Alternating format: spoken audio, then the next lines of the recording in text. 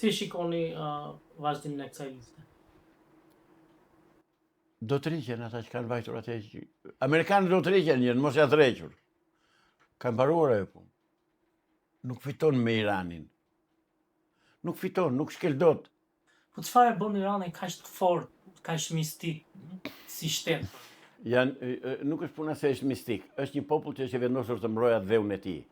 Dhe dashuria për atë dheun të bën jo qen, po të bën përbindesh, të bën luan, të bën tigër. Dashuria për të mbrojtur atë dheun. E para. E dyta, ka një terren që nuk e shkel dot këmbë ushtarit zotëri. Është i tërë terren malor. E treta, të gjithë industrinë e prodhimeve luftarake dhe ushtarake ai e ka nën tokë. I hodhen ato bombat që shkojnë deri 60 metra thellësi, po ato janë vetëm cimbisje, se ai industrinë e ka 600 metra nën tokë. Dhe e ka në përmale, nuk e gjejnë dot.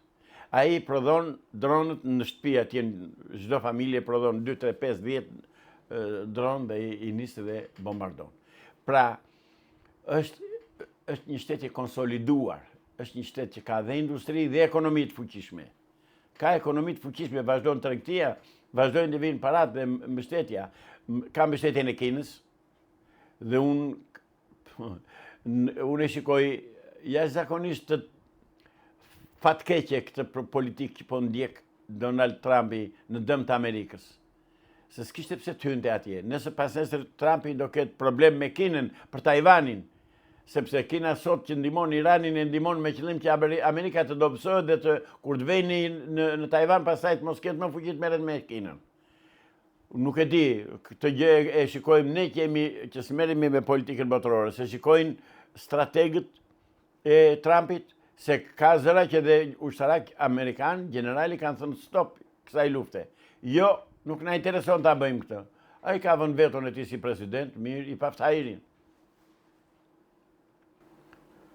Avokat, si është, po themi, ushtria e Iranit, pra është nga ato ushtri e cila ka më shumë ushtar, ka më shumë teknologji, apo ka më shumë strategji, pasur parasysh që iranianët janë pasardhës të persianëve dhe Persia ka qenë një prej, po themi, saktësisht s'është pushtuar asnjëherë. Saktësisht siç e the, nuk e ka pushtuar dot kurkush, kurse pushtoi dot perandoria turke. Nuk pushtohet Irani. Ai është një popull që ka një lidhje të shkëlqyer, si them, një bashkëpunim të shkëlqyer të idealit kombëtar me besimin fetar. Dhe ata me një la ilaha illallah ata i vënë në luftë dhe nuk din të bëjnë mbrapa. Nuk pushtohet Irani. Ka industri, ka ekonomi, ka terren, ka dhe një udhëheqje politike ushtarake që është për vendin e tij. Janë vrarë disa general, çfarë nuk i kanë bërë Irani, çfarë si kanë vrarë, të tërë kanë vrarë dhe Khamenein e vranë. Megjithatë ata nuk bën gjë tjetër me vrasjen e Khameneit, ajo që bumerang, u kthyen në të kundërt. U shkatërruan qytete të tëra izraelite, u bën hi, mbas vrasjes Khameneit. Ditën që është vrarë Khamenei është bombarduar dhe kryeministria e izraelite, ndërtesa e kryeministrisë. Prandaj tha që u vra ai Netanyahu.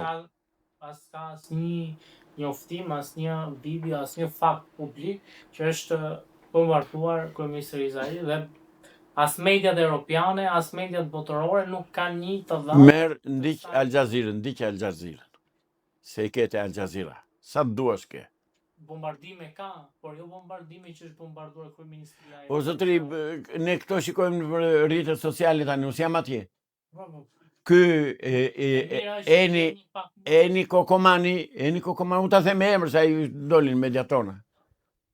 Eni Kokomani tha që është bombarduar. Eni Kokomani thotë që aty janë bërë krime të llaktarshme, dëme të llaktarshme në Izrael, në qytetet e Izraelit, janë rrafshuar qytetet të tëra. Këta se thonë, po dhe mos ta thonë. Ore rëndësi ka që ata e kanë marrë dërurin që duhet të minë. Pa e thonë këta tanë edhe media evropiana, po nuk e thonë, kjo pak rëndësi ka. Si shikoni pozicionimin e Turqisë në këtë luftë? Turqia ka një problem shumë delikat. Dhe patjetër që aty duhet të mendohet mirë, sepse Turqia ka bazën e Arçelik në mos gaboj, quhet një bazë ushtarake amerikane, nga e cila nisen avion dhe nisen raketa kundër Iranit.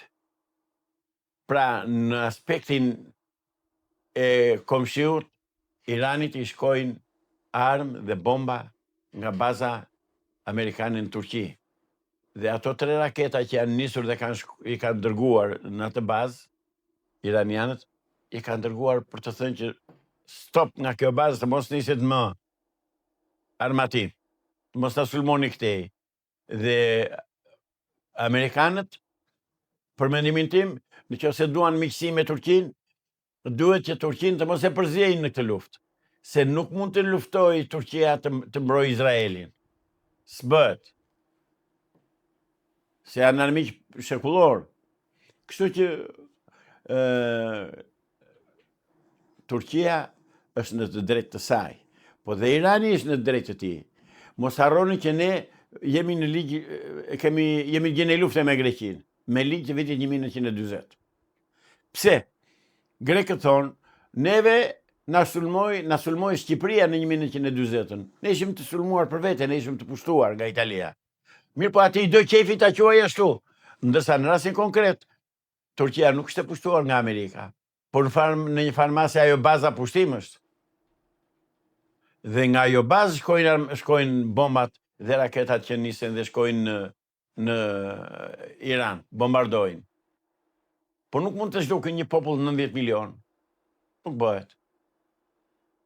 Dhe në këtë pikë, që të kthejmë tek marrëdhëniet Iran-Turqi, Turqia ka të drejtë dhe po dhe Irani ka të drejtë, kështu që fajtori në këtë mes janë amerikanët.